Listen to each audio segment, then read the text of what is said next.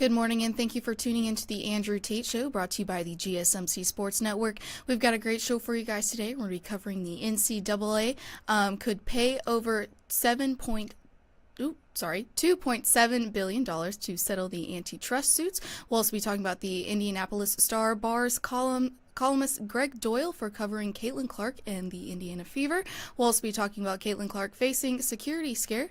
And since it's Friday, we'll be diving into our Florida Man Friday story of the week. And make sure that you guys stick around for the end of the show when we'll be diving into our oddities of the day.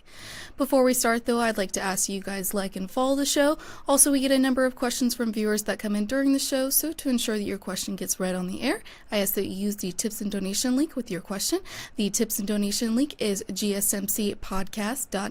This just puts your question at the top of the list so that I can see it, and it also really helps the show. But today we're doing the show a little bit differently. We've got some guests with us here today. So we have Samantha from the Hoops and Heels podcast show, and then we also have Tommy joining us again from the GSMC College Football Show.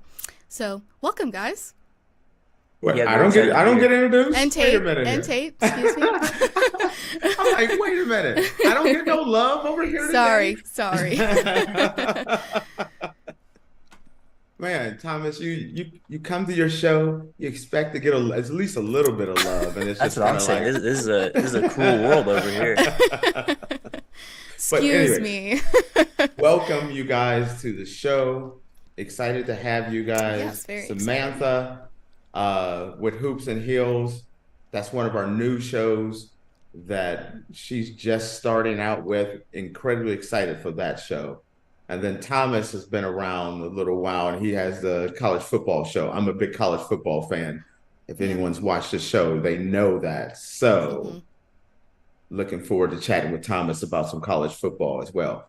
And Miss Faith, starting out, you said 7-point-something million, and I was like, wait a minute, what story are we covering? 2.7 billion. My apologies. It's Friday. I'm ready for the weekend. It is definitely Friday. Yeah. So, all right. Alrighty. Well, if we're ready, we can go ahead and just dive into this. Alrighty. All right. So... it's definitely, sorry, I didn't mean to interrupt, but You're good. it's going to be a little different. We've never done the show with 4 people in the show. Yeah. So that is definitely different. So Yeah. All right, let's dive in here and let's see what's going on. Alrighty, yeah. So for our first segment, we're going to be covering the NCAA could pay over $2.7 billion to settle the antitrust suits. This story is coming from ESPN. So the NCAA's national office might be footing the bill for a settlement expected to be more than $2.7 billion in the landmark House versus NCAA lawsuit and other related antitrust cases in hopes of reshaping and stabilizing the college sports industry, sources told ESPN on Thursday.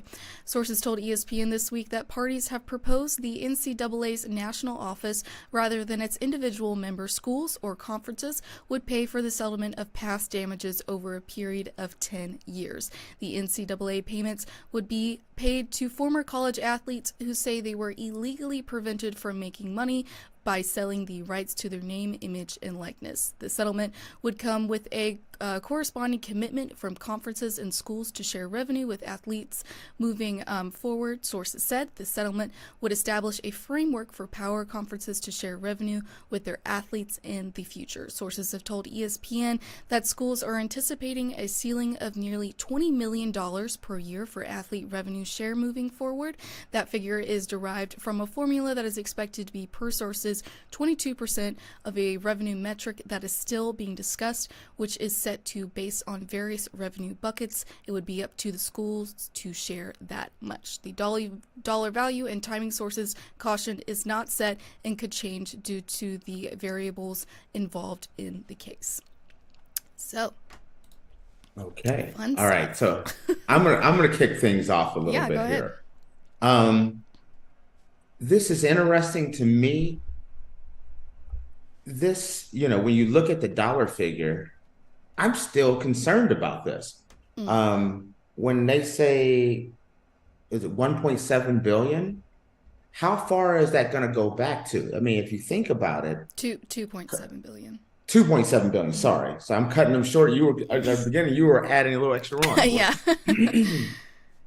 When you think about college football, for the last almost 100 years, or this past century, they've always claimed amateurism, meaning that's the reason why players did not get paid. And we're not just talking, college football is the key to this whole situation because it's the biggest revenue generating sport.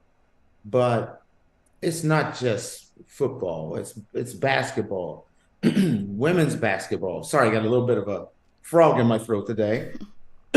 Sorry, but you're going back and you're looking at all these athletes that other universities, that different universities have been able to sell media rights for, jersey sales and everything else for the past, last century.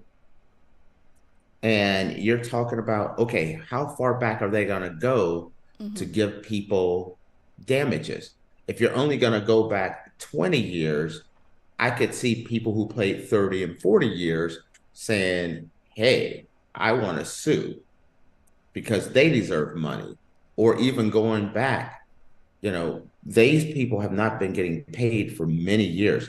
And this isn't just football. This isn't just basketball, but women's basketball as well, women's softball. This has been going on a long time.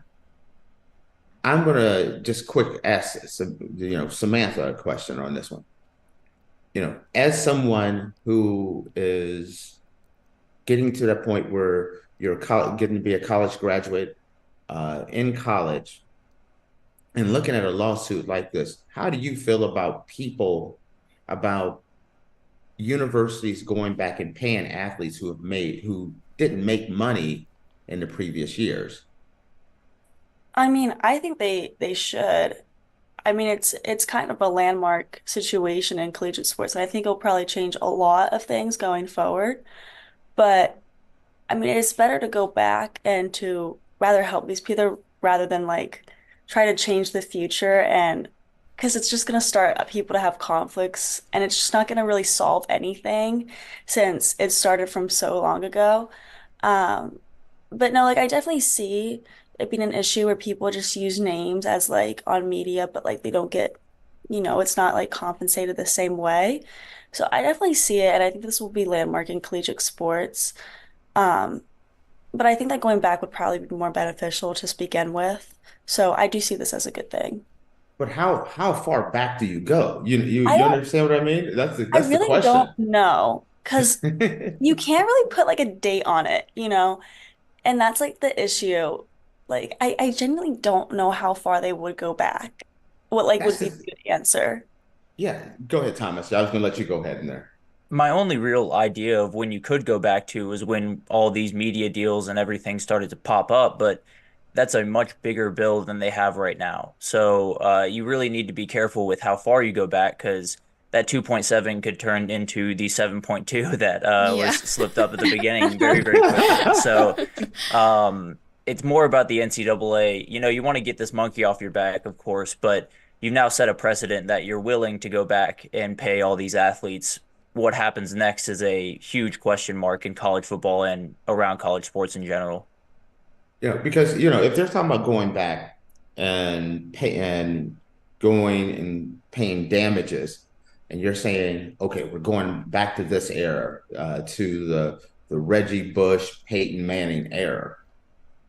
Then what about the guys who played back when Montana was playing and John Elway, Earl Campbell, Billy Sims, those guys?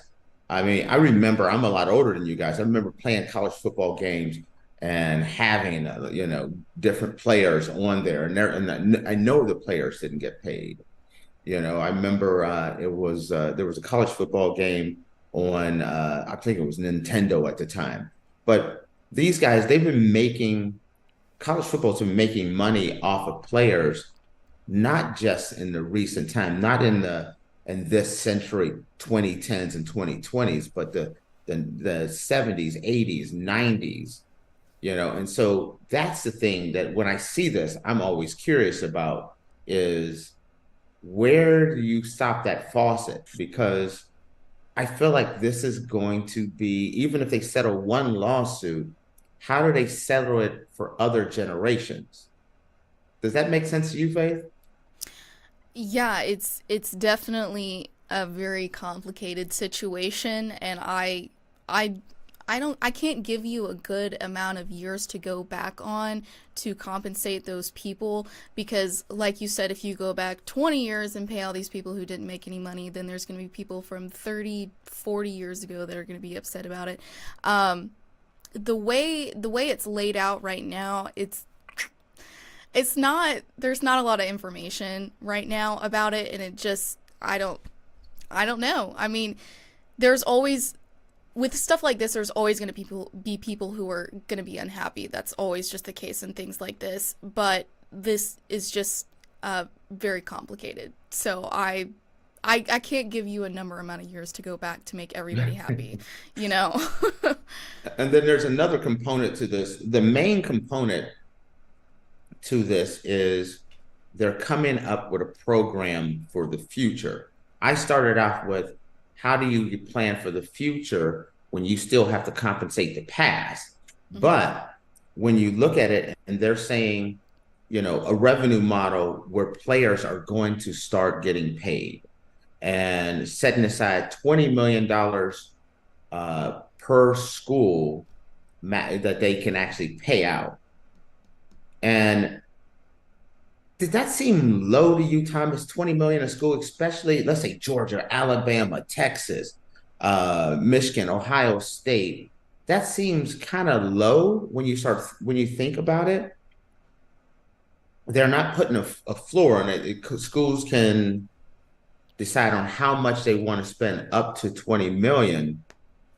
But two questions I'm gonna hit with Thomas. One, did that seem kind of low? And give me your overall thought on that one. And then with Samantha being the Hoops and Heels show, which is an all-encompassing women's sports show, one of the big fears about a settlement like this is that it could destroy Title IX and a lot of sports that are protected by Title IX, that for women, a lot of those sports could go away. And that's a dangerous thing about this, about either way on this lawsuit, how it affects everyone. So that's a concern. So Thomas, give me your thoughts first, and then I'm gonna roll to Samantha about concerns about how this could affect women's sports.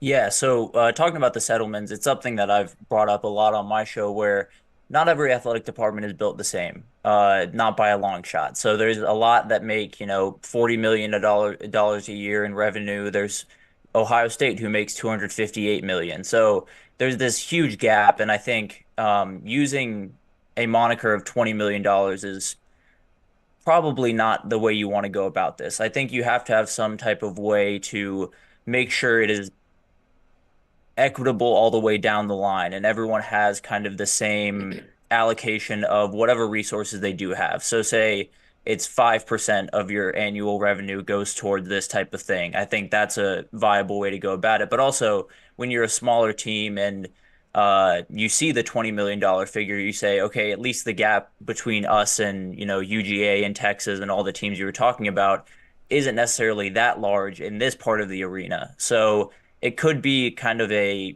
keeping the young guy or the small guys a little bit happier type of thing. But at the end of the day, yeah, it's something that I'm sure other schools, including Ohio State, Texas, and all those schools, will take advantage of in the future. If there is a little bit of leeway above 20 million, I think they'll definitely take it. You know, I 20 million doesn't sound like a lot of money when you're thinking about college football. Just college football. They're talking about, wasn't that like for all sports, 20 million per year for all sports? And then how you split that between the sports gets a little sketchy. That's what I mean about 20 million. What is that? 19.8 to college football and 0.2 to everything else. That's a dangerous situation there because of women's sports and Olympic sports. And that's why I was with Samantha, I was saying I was concerned about some of the other women's sports. Go ahead. We're going to let you finish with your statement, Thomas. I was just going to say, Samantha. Yeah, I was just gonna say, yeah, I mean, if they're going based off who makes the revenue, football's making about 19.9 of that, baseball's making zero point 0.1, and then the other sports are gonna have to pay the school because they end up losing money. So it's gonna be somewhat of a battle, not only around every college, but within those athletic departments. How you allocate that money is gonna be a nightmare that I'm glad I don't have to deal with. That's going to be hard. Go ahead, Samantha. Give us your thoughts. I mean, I feel like this is a fair comment to make. And just based on like history, I don't think women's sports are going to be taking half of that money. I think they'll probably be taking less of it. Um, I don't know. I just feel like they might, but just based on history, but also just like I'm a bit confused on how they're supposed to split that up. Like, are they going to split up based on like who's getting the most media attention? Like, Well, here's the thing that hasn't been stated. That's why this conversation is. One, I in the chat I sent you guys kind of a breakdown of how much per NCAA, how much each department, each sports program makes, like football, basketball. But when you look at it, majority, I mean, make sure you understand, majority of college sports athletic departments lose massive amounts of money. Now you're going to have to add an extra $20 million a year to a program that's already losing money. And the fear, I mean, like, I'm very protective of women's sports in general. I think they don't get enough recognition and they're very valuable. There are a lot of, speculation that there's going to be universities that are taking some of the lesser, more popular sports and just putting them on the cutting room floor. I don't know if did anyone see what I put in the chat there? Yeah, so you can kind of have a good understanding of that. So go ahead, Samantha. I was just gonna say 31 million is crazy for football. That is so funny. Like I knew it was a big difference, but I was like, that's a huge difference. Like, oh my goodness. So yeah, I mean, women's basketball, yeah, they're up there, but the other sports, they're not making as much profit, unfortunately. I think that's due to a lot of media attention, and I think that that probably will come into effect with splitting up 20 million. And that's on average across the board, all schools. Hmm. Probably, I don't have the greatest, percentage of that, but I would probably say 80% of that belongs to the top 10% of the schools, and the Hmm. rest of those schools are all losing money. All their programs lose money, including football. If you're not in a power conference. Go ahead, TJ. Yeah, Yes. I mean Tommy, but yeah. Oh, I can't believe I just called you That's so TJ. funny. I'll take the compliment. He's a good guy. Wow, But I yeah, totally did that.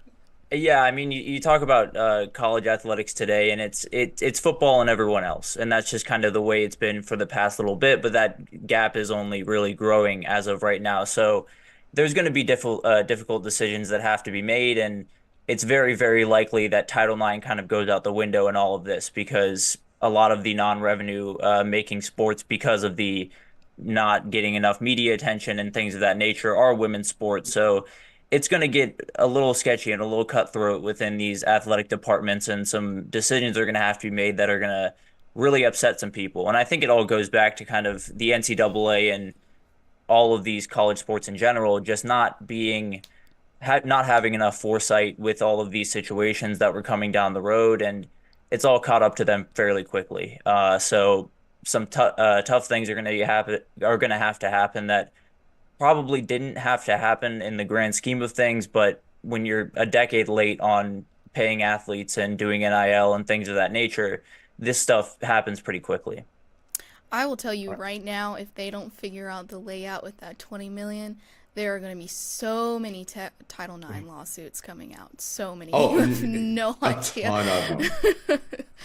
Yeah. A So, ton of them are going to come out. And yeah. then I said, Samantha, you were talking about, you were surprised at how much uh, the schools make. And I put in another graphic. I just things I just pulled up the last second to show you kind of most schools lose money, but that top group of schools, man, they make a ton. This is the last thing we're gonna talk about. Then we're gonna go on break here. I was just gonna this is just kind of showing Samantha how much these schools pull in. So, all right.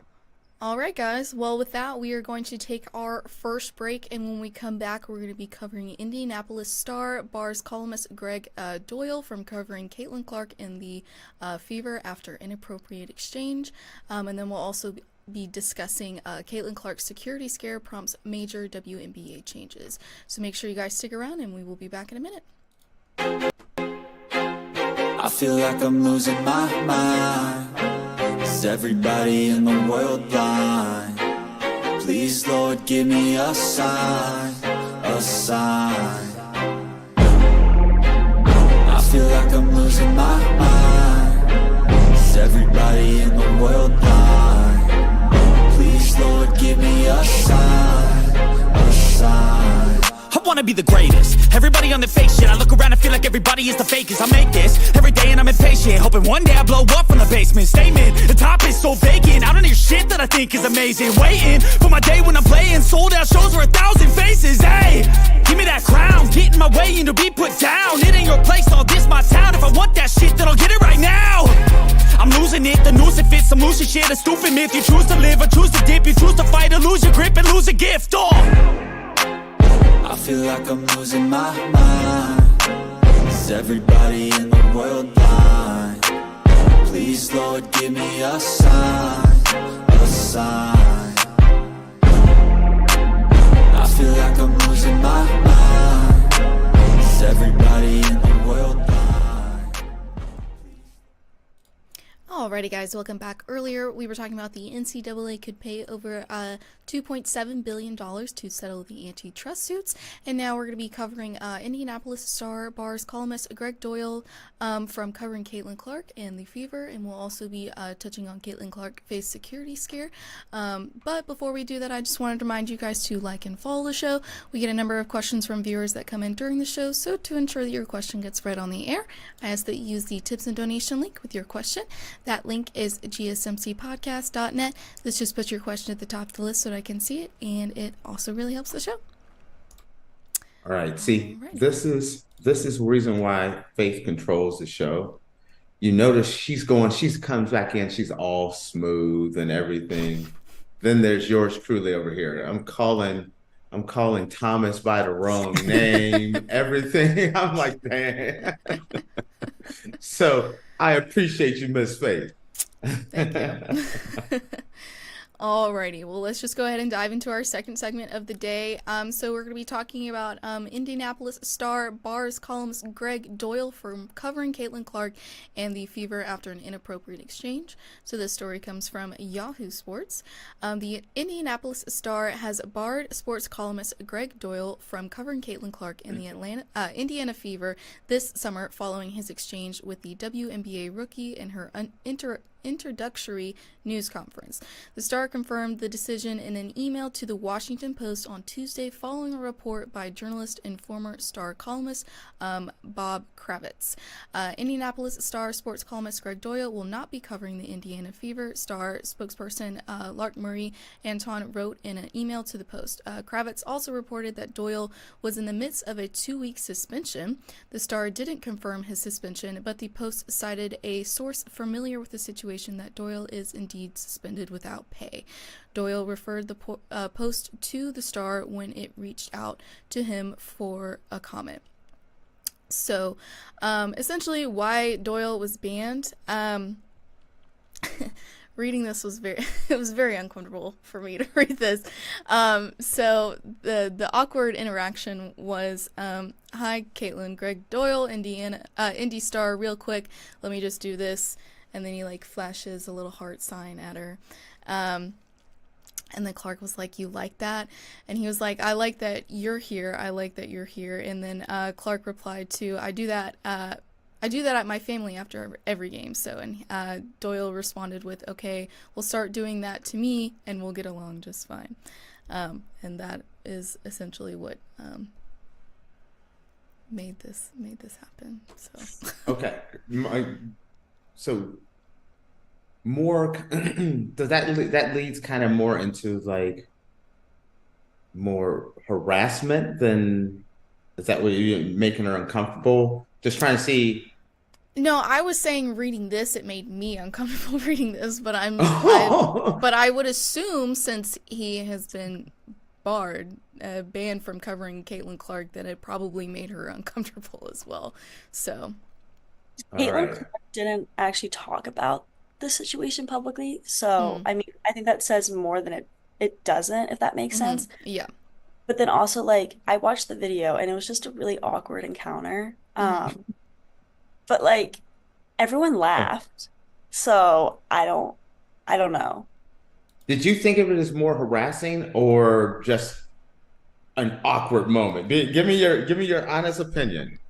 Ooh, look, Okay, she got the smile going here. Like, okay, because I don't want to be canceled or something. I didn't think it was. I really didn't think it was harassment. Now, if I was like Caitlin Clark at that moment, I'd be like, okay, that was awkward. But like the amount of like conferences or like any questions from journalists, like they're gonna be awkward. Like, let's be honest, like it happens all the time. But so I genuinely didn't take it as that terrible. Like we have worse things that females have been told at like their press conferences and like asked from like media. Yeah, But but okay, so my thing is yes, that's probably not the worst thing that has happened regarding journalists with women's sports, but it for was still me, disrespectful. right, like you don't see journalists doing this to male athletes at press conferences. Hmm. This would never be an issue. So, while it may have just seemed like an awkward exchange, it was just extremely unprofessional. Um, and me reading this made me uncomfortable. Then that's just me, wow, maybe, okay. so, but Now, see, I'm going to comment here. This is one of the things about this show that I like, and I love the fact that Faith and I come from very different walks of life as far as male, female, black, white, grew up in the South, I grew up in the North. I mean, just so many different dynamics because we look at things differently. And I understand, Samantha, you're like, I don't want to get canceled, but when I looked at this and I listened to what you were saying, I felt like he was more guilty of being weird and awkward than creepy. That was kind of the vibe I got. It was like, you know how it's coming out and it's like, dude, walk away. Just walk away. yeah. Just stop. Yeah. Please stop. That's the vibe I got that he just was just out of touch and I didn't feel like he meant harm, but it landed like, a lead balloon and just did not go over well. Go ahead, Thomas. Thomas, like, I'm Yeah. not talking about this topic.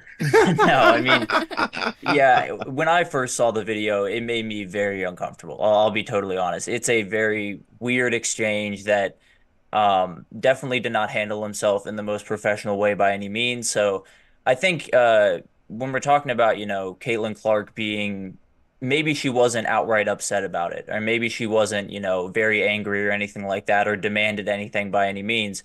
But I do think there is a certain level of you want your athletes to be comfortable in all of the spaces Hmm. that you offer. So whether that's, on the court, in practice, or in press conferences, obviously there's more ability to be uncomfortable in those press conferences with the questions and things of that nature. But you want to make sure that people are, in a comfortable space throughout their day, especially in professional sports where it gets really nasty online. So I think that's a huge pusher behind this. And also, it's Caitlin Clark. It's one of the most, important, influential athletes on the planet right now. So I think you do have to exercise a certain amount of caution when you talk about if she's uncomfortable, then you got a problem, whether you're the Indy Star or the WNBA or the Indiana Fever. So I think it's a kind of just covering themselves type of thing, just to make Hmm. sure that everyone is on the same page, everyone understands that that was not the way that that should be handled, and kind of move forward from there.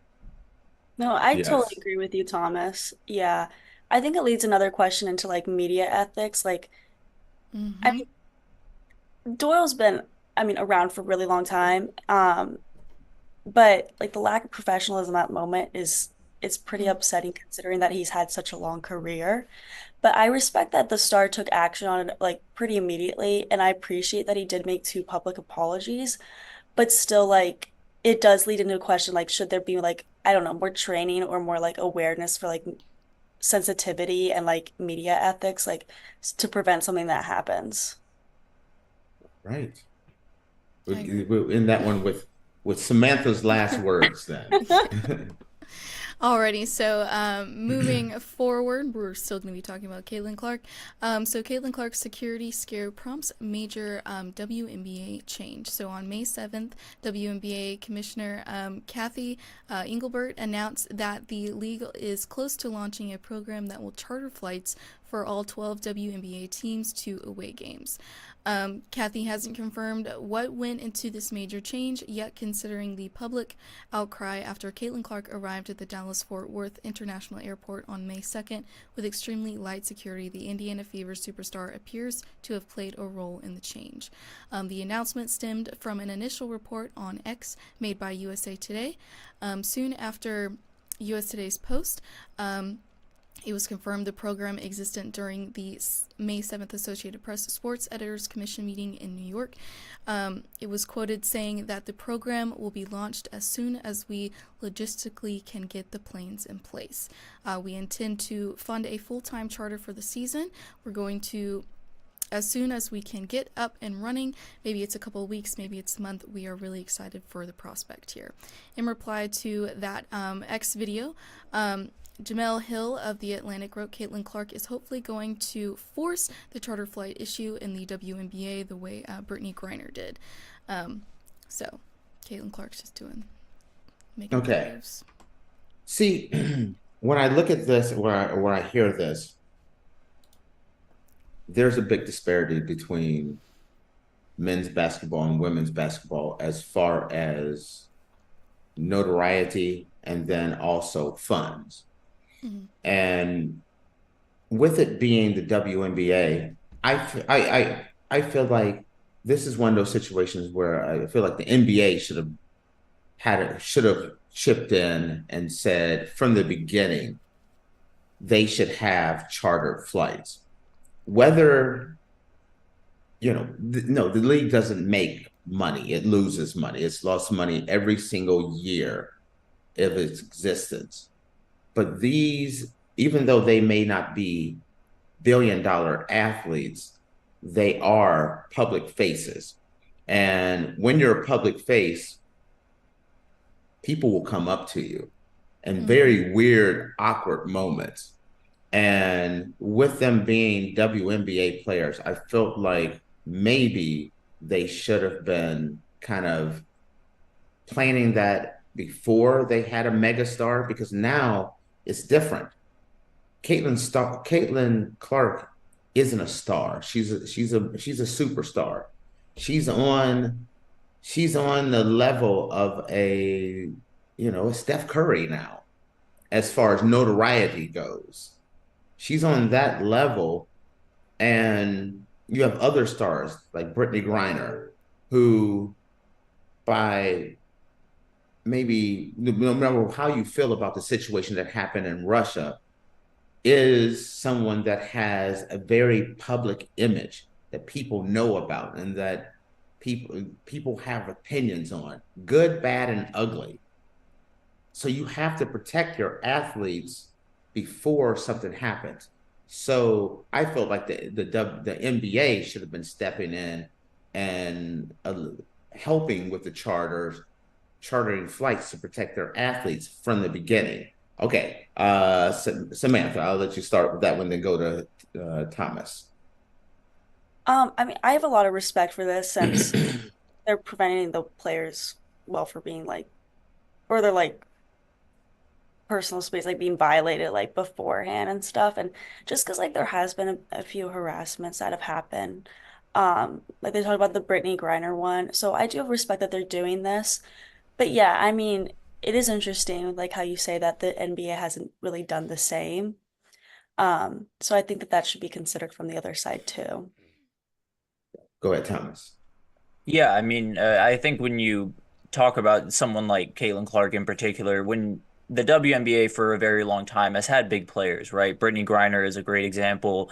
Candace Parker, another fantastic example, but no one's been on this level. That's just kind of the reality of women's sports. It's picking up a lot of steam, and Caitlin Clark's at the very head of that table. So I think a lot of these issues, maybe didn't pop up very often prior to this happening, whether it was because people weren't watching as much or whether it was just, that wasn't getting pushed out as much. I just think there's a certain amount of people that no matter if you watch the WNBA or you watch Iowa basketball, you know who Caitlin Clark is. And that kind of opens a lot more doors. So it kind of goes back to what I was saying on the last one, where all of these athletes just have to be comfortable in pretty much every space that you put them in. So whether that during traveling, you have to make sure they have adequate security and the right plane to go to and all of this different stuff. So this definitely should have been in place quite a long time ago, because then obviously this wouldn't be an issue, and we'd be in a place where WNBA would hopefully be at least rivaling a little bit of the other sports around the major sports landscape. But sometimes you need a big thing to happen to create, good change in sports. And I think Caitlin Clark might just be that for the WNBA at least. Okay, Faith, let me hear your thoughts on that one. It's definitely, I'm happy that they're taking action on this now. But I definitely feel like this should have been implemented a long time ago. I know like the WNBA hasn't been like as massive as it is now with Caitlin Clark, but if you're a public figure, especially if you're an athlete, and you're traveling, people are going to want to come up to you and talk to you and all of that kind of stuff. And so I think while I think it's great that they're doing this now, this should have been done a long time ago. That's my opinion on it. And they're not the NBA, but they're kind of part of the NBA. And I felt like, the NBA has been pushing to grow the WNBA, but part of that pushing to grow the WNBA is protecting the players. You don't, and actually, this is actually a good thing, guys. When you look at it, you'd rather have this come out now than, especially the way things are going in the world nowadays, it to be a scary, super scary situation. This is called a preemptive strike. They should have done this way before, but I'm glad that it's kind of brought to the attention so that people can be protected going forward, because you do not want the alternative. The alternative hurts everyone. So. Yeah. All right. Well, with that, guys, we are going to take a break. But before we do that, I wanted to thank Tommy and Samantha for coming on the show. Thank you guys so much. I really enjoyed it, and hopefully we'll see you guys on here again soon. But with that, we're going to take a break. And I was going to thank them as well, both of you guys, okay. Samantha and Thomas, for coming on the show. It went really fast for me because I'm just used to Faith and I. So, and then it's also very different having, so many different personalities on here, which is actually very cool. So thank you guys for being on here. Yeah, thank you. Yeah, great thank to be you on. for having us. All right, guys. Well, with that, we're going to take a short break. And when we come back, we're going to dive into our Florida Man Friday segment of the week. So make sure you guys stick around, and we will be back in a minute. Looking for your daily fix of sports talk without having to pay for it? GSMC Sports Network is available on YouTube. Just search GSMC Sports Network. Get your fix of daily sports talk shows on YouTube, absolutely free. NFL, college football, NBA, MLB, MMA, UFC, fantasy football, and so much more. GSMC Sports Network has shows running all day long, with new sports shows starting every 2 hours. Just like on your favorite cable sports channel, except GSMC Sports Network is absolutely free. Just search GSMC Sports Network on YouTube to catch one of your new favorite shows, like the GSMC College Football Podcast, Chip Shot Football Podcast, Hoops and Heels Women's Sports Podcast, GSMC Basketball Podcast, and so many more. Check it out for yourself. GSMC Sports Network. Now available on YouTube absolutely free. Search GSMC Sports Network on YouTube right now.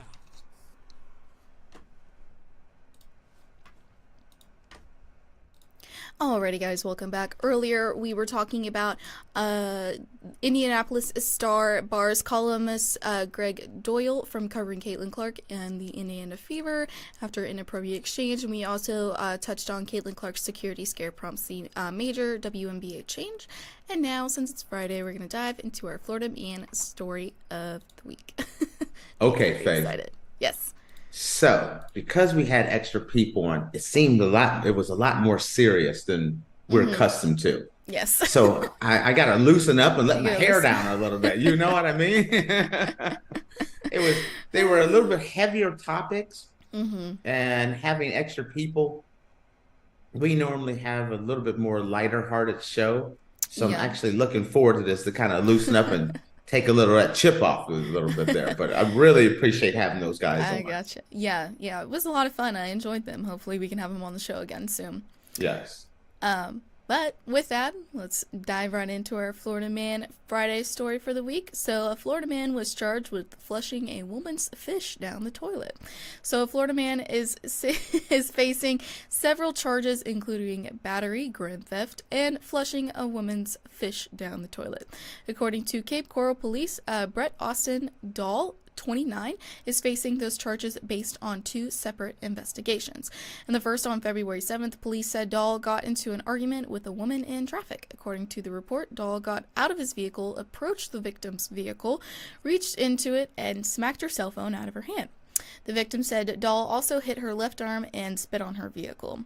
When Dahl was identified as the suspect in February incident, he was behind bars at the Lee County Jail for another incident that police said happened on May 4th. Officers said they were called to a home where the victim said Dahl shoved her, stole her iPhone, and then flushed her betta fish down the toilet.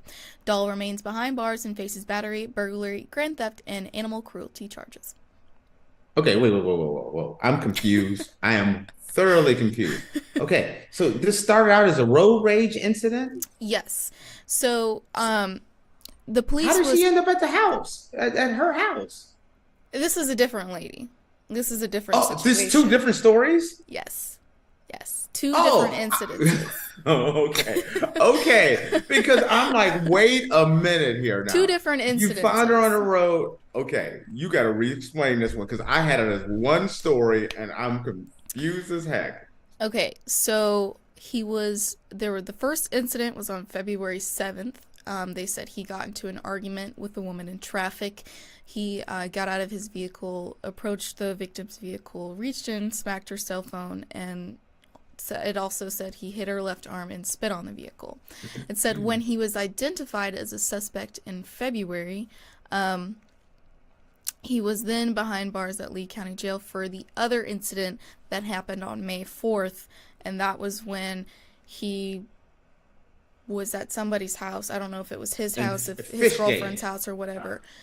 Yeah, and shoved her, stole her iPhone, and then flushed her fish down the toilet. So that was another incident. I feel so much better knowing that this isn't the same woman and the same man because I'm like, no, it's the same guy. No. I know it's the same guy. This guy, you can tell, has a history of being a fool. But I was making sure it wasn't the same woman. Unfortunately, when you start looking at criminals, there's a profile, a consistent history of doing foolish things. Does it surprise you that the guy that had a road rage incident that jumped out of his car, somebody's fish down pimp slapped the phone out of somebody's hand and spit on a car? Are you surprised that he went to somebody's house and flushed their fish? No. Are you surprised at all? Zero. Let me tell you something, Tate. I am never, ever surprised with these Florida Man stories because I don't know if y'all have like something in your water or what it is. I don't know. But the amount of Florida Man stories compared to like, I don't know, California or Yeah, Oregon. I lived in like- California for 30 years. Love living in California. But there's something special about Florida. And I want to point something out to you, Faith. You have done Florida man, you've done Florida woman. You've done MMA fighters and everything else. It is Florida. There's a gravitational pull in Florida that is unlike everything else. There are, there's alligators and pythons and boa constrictors and everything else, all the way to syphilis monkeys. And it's like, I'm not joking. They actually have syphilis monkeys. Yeah, I read that. And it's like, when I first saw that, they didn't just say, oh, there's a large population of monkeys. No, the title was syphilis monkeys. They can't just be monkeys. They got to be Florida up a little bit. You got to sprinkle a little of that Florida dust on them. You understand what I mean? Yeah. You don't have if I'm walking around San Francisco, I don't worry about, man, there could be a boa constrictor running around here in the wild. I don't have to worry about there's getting eaten by a crocodile or someone jacked up on Mountain Dew doing something kind of crazy. It's a different world there. Yeah. Yes, I did say jacked up on Mountain Dew, but there's other things more potent going on in Florida than Mountain Dew. I just take out Mountain Dew and put in other things that are popular in the state of Florida, okay? But there's just too many of these stories, and I don't understand. It's like, why do people, don't people step back and think, like, hey, I'm mad, so I go over to the car, I spit on the car, I smack the phone at her, and now I'm in county lockup. Maybe that's the moment where I'm like, you know what? It's time to reevaluate my life. I'm going to take a deep breath. I'm going to reevaluate. I need to do better. I don't need to be behind bars. So I'm going to change things.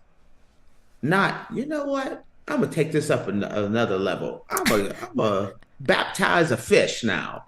I'm going to go to somebody's house and kill their fish. Question. Yeah. Most likely that fish didn't make it, get flushed. It's not making it. So. Well, I mean, no, it would eventually die. Yes. But it is in water still, technically, when you. I don't know about that. So. Because I think it goes. There's water for a little while, but I don't think those pipes are all underwater all the time. So I'm not a plumber. I don't know. I don't think that fish is living its best life. Let's just say that. We know that fish is not living its best life. It makes you wonder about these guys and why they make these decisions. And it also made me think about a story. This is when I was moving to Europe. There was a guy, he wanted to buy the car that I wanted, my car, and I had a Jaguar Sport that I was just getting rid of, and it was a very nice car. I needed to get rid of it because I was moving to Europe, and so I was just like, give anyone who wants to buy it a killer deal, and it was a killer deal. And this guy showed up, and he bought the car for very little, and he takes off.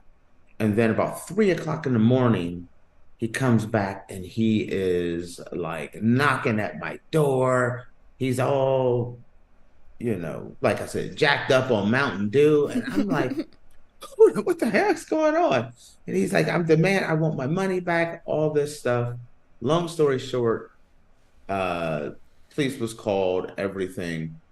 And the reason why I tell that story is because they were like, this guy had a long history of, getting upset with people, getting thrown in jail. And it was like the fourth time in a month that they had been looking for this guy for incidences. And he was just on the run. The point is, I'm getting at is sometimes these people don't, they it's like rinse and repeat. I make one bad decision, then I'm gonna follow it up with another bad decision, and then I'm gonna make a bad decision chaser afterwards. And it's just like, let me tell y'all something.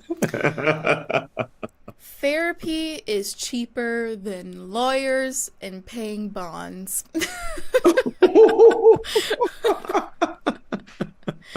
Get some therapy if you keep going back to jail, and like you go to jail for yelling at a woman in her car, and then you flush somebody's fish down the toilet. I think it's time to get a grip, call a therapist, and get a handle on your life, okay? Because you sure therapy isn't called a can of Natty Light in the backyard? Actual therapy, because obviously it sounds like the cans of Natty Light are not getting you anywhere. They're little, Natty Light, meth, other drugs. Those are not therapeutical items. No, they're not. You need that real deal situation, real therapy, because there are just too many incidences going on in that area, and there's no coincidence. You see things going on in Ohio and Pennsylvania and California and Nevada, but why is it Florida is so extreme, right? I couldn't tell you. They do it special. They do it differently down there. For sure. See, they don't have even Texas. Texas is a huge state with a massive population. There it's like, yeah, you get some incidences, but for the most part, everyone's like, you know what? I'm gonna sit down with an 18-ounce steak and a ribeye and just cool. I mean, and a beer and just relax. Florida don't have that relaxed moment. Mm-hmm. No, they don't. Maybe us Californians are way too chilled, maybe that's what it is. Because I can tell you why the Californians are chill, but oh, wow. See, I was about to have you elaborate, but I've decided not to. We're as Samantha was saying. As Samantha said, I'm not trying to get canceled on here. So that is hilarious. Yeah. So, all right. Any comments or anything with this dude? No, this was an actual news article that I found. So. Wow, man, it's just one of those things where people need to relax, stop making bad decision after bad decisions, and tell me this, Faith, you've seen that person where most times they're good people, and I'm not saying this guy could be a great guy, but I know a lot of guys like this who are for the most part most times good people, but they lose their temper. And then it's like keeping it real goes wrong. And then they just blow their lives up. And then they're back to being a normal person. And then they lose their temper. And then they do something. They don't make it goes 0 to 100 like that. Not 0 to 10, 0 to 20. There aren't levels to them. It's just either I'm chill or I have lost my mind, jumped out of the car, smacked the phone out of a person's hand, spit on their car. That shows a certain level of unbalanced individual. That's all I'm saying. Not someone you want to date, marry, or anything else. Just saying. Yeah. Alrighty, guys. Well, with that, we are going to take a short break, and when we come back, we're going to dive into our oddities of the day. So make sure you guys stick around, and we will be back in a minute.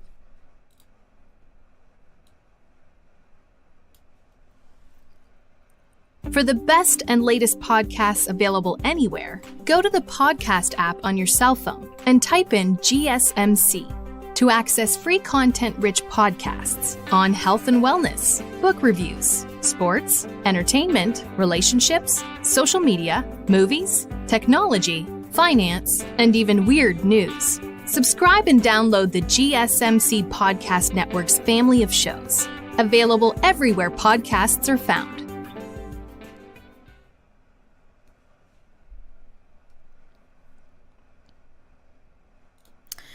Alrighty, guys, welcome back. Earlier we were talking about our Florida Man Friday special, and now we're going to dive into our oddities of the day. Alrighty.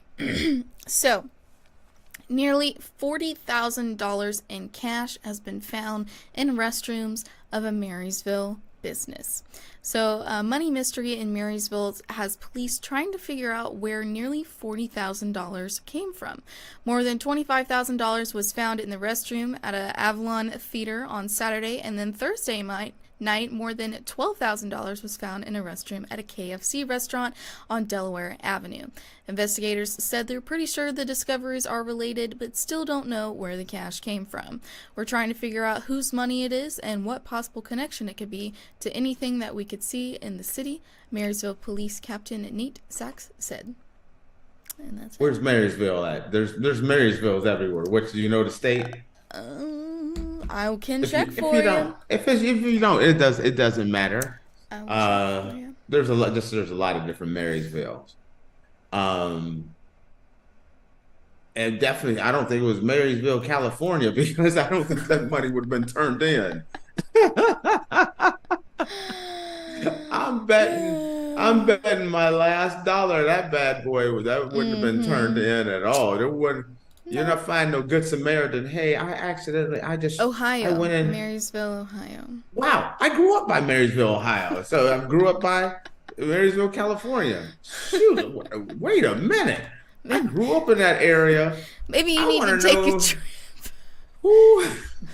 Dude, this wasn't the last time I was in Marysville. Listen, so here's my theory. So Tate always jokes about how, having his bank accounts in the Caymans and everything like that. Tate started that. Tate did go back to the States last year. Maybe he was hiding some money in some bathrooms in Marysville. And I'm telling him the story, and in his head he's like, "Oh shoot, they found it." They found out about it. Listen, if I go into the what restaurant was it? Were they at the KFC? KFC. If I go into KFC trying to get me some popcorn chicken and some biscuits, and I go in the bathroom to tinkle, and there's 25 G's just sitting on there, I'm skipping that popcorn chicken today. I'm bouncing. I'm like, thank you. Right. I mean, you know what I mean? They say. Like, this is gonna make me sound like such a bad person. Go ahead, because I'm keeping it real. I understand the right thing to do if you find money that isn't yours. The right thing to do is turn it in. But if I find $25,000, I don't know if I would turn it in. All right, I done walked into the local KFC. I want me some of that popcorn chicken. A couple biscuits, maybe some mashed potatoes and gravy. One of those bowls, I go in there, I'm gonna wash my hands up and get ready to order my chicken on. I look over there, and there's a stack of hundreds. It's about 25 grand worth. The first thing you do, Faith, do you not look over your shoulder like you getting punked? You wait. The first thing, before you pick those dollars up, the first thing you doing is like, okay, where's the camera? I gotta make sure. Okay, Faith, do you just go ahead and grab the stack of cash, or is your first inkling like somebody's setting me up here? I'm gonna check things out. But I'm not going to walk too far away from the money, because I don't want to be checking the back urinal and somebody else walk in and grab my cash. You understand where I'm coming from? So I'm not venturing too far away from the cash, but I just want to check each of the potties and make sure nobody don't got a camera on me. But then from there, a brother may have to reach out and touch someone. That's all I'm saying. Faith, am I wrong? Look at you. The look on No, your face. you're not wrong. Priceless. That not your first inkling? You're gonna look to make sure you're not getting, that you haven't. Yeah, I think you're so. not on somebody's social media feed. That's a lot of money. I don't think I've ever seen that much money like in front of me before. Yeah, 25,000. I'm gonna look around, make sure there's no cameras. I'm gonna check those the potties and make sure there's nobody in there filming me. My third move is, are these like fake bills? So the next thing I'm gonna check and see if they're fake. The fourth step is step back, slide it in the pocket, hit him with the deuces. And I'm out.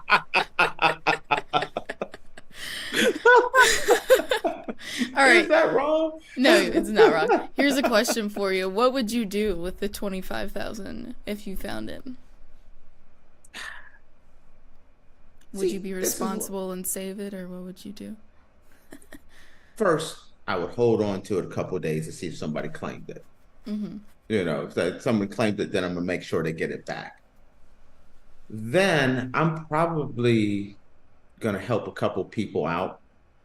If it's just free money, then I'm gonna give at least 10 to somebody, one of my friends or family members that need a little help. Maybe hook them up a little bit. Drop a couple G's to Faith, and then the rest going into my account in the Caymans. There's 15 going into that account into the Caymans.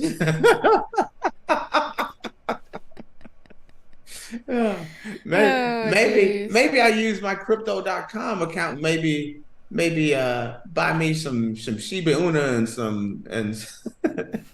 and some crypto, maybe something like that. Maybe don't y'all buy that Shiba Inu. That stuff gets a little cheap sometime. But maybe some Bitcoin, something like that, or buy me some dividend stocks, a few.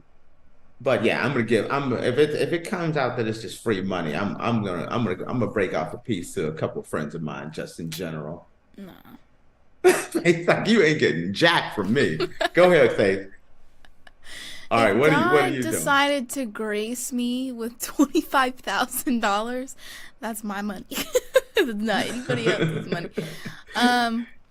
You're not gonna break off a little piece and buy your sister something nice?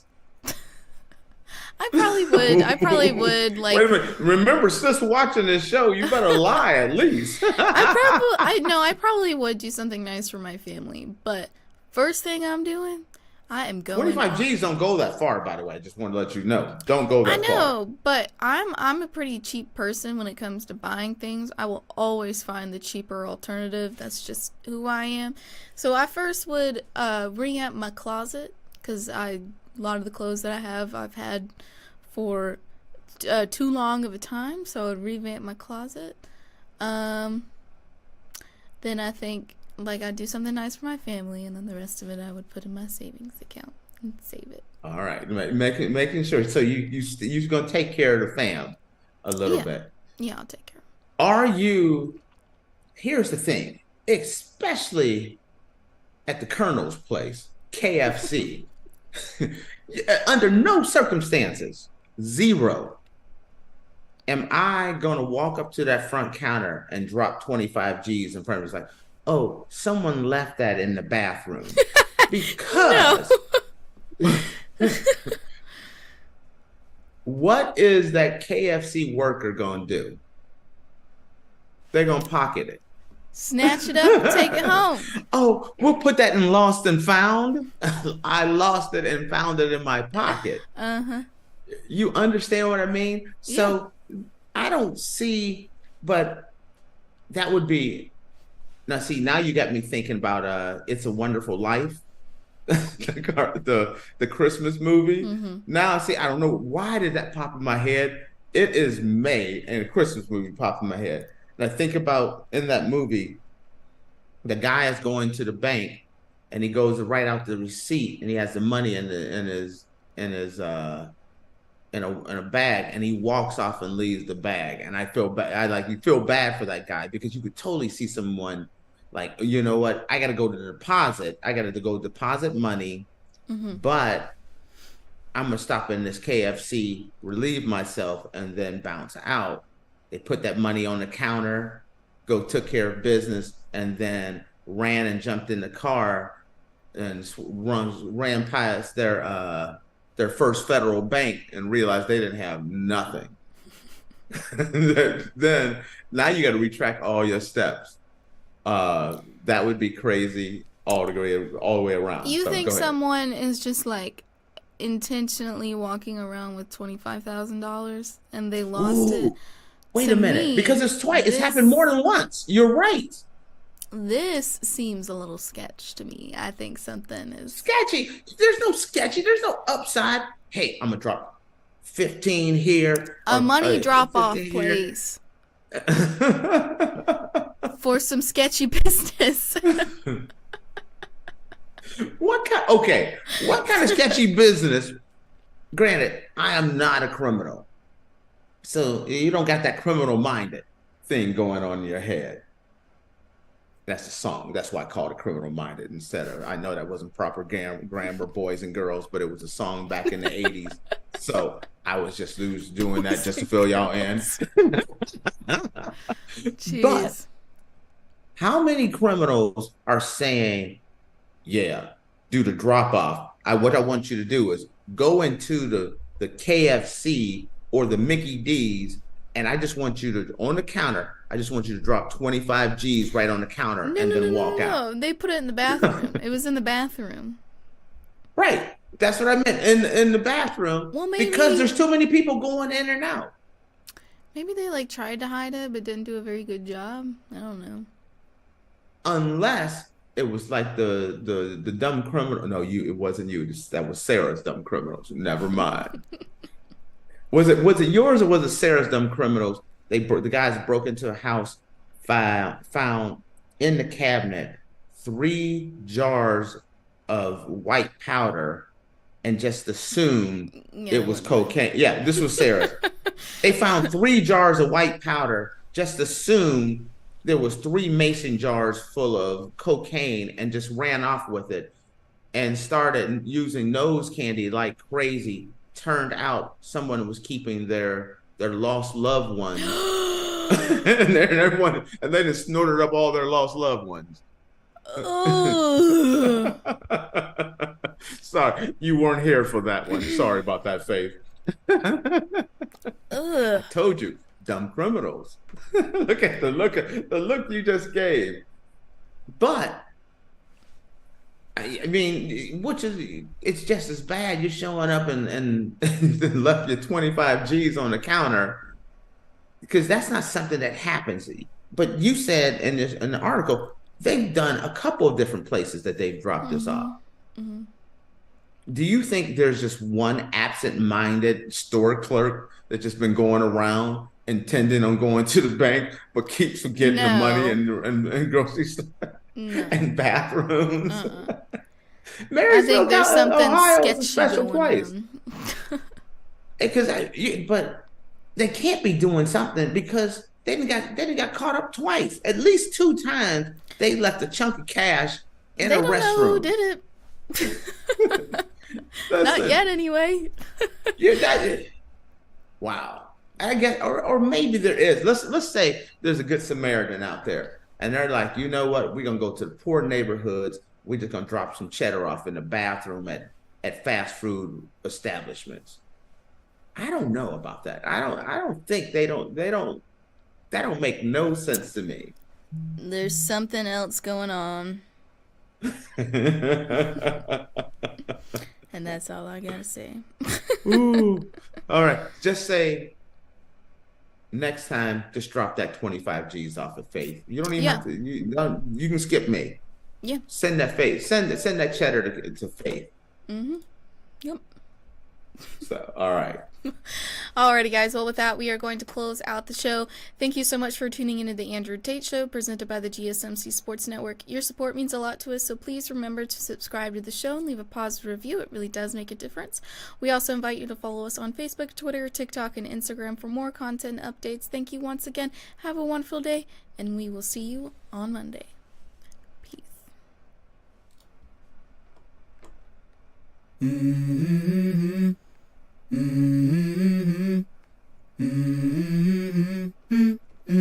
Let's go.